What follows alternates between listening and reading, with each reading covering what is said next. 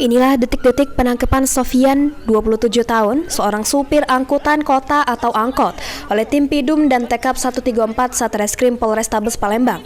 Karena nuja kawan seprovinsinya bernama Febri, sehingga ngalami luka robek di tangan sebelah kiri. Juru penangkapan terselit tersangka sempat ngelawan dan juga ngelukoi tangan petugas pas ditangkap. Yang selanjutnya pelaku digelandang ke Mapolrestabes Palembang. Diketahui peristiwa penujahan ini terjadi di bundaran air mancur Masjid Agung. Bermula pas pelaku bersama kawan betinonya nyari korban. Pas bertemu pelaku yang sudah terbawa emosi kena terbakar api cemburu, langsung nuja korban singko ngenoi tangan sebelah kirinya. Atas ulahnya mak ini pelaku sudah menggunakan baju tahanan Polrestabes Palembang dan mendekam di sel tahanan. Heru Wahyudi, PAL TV.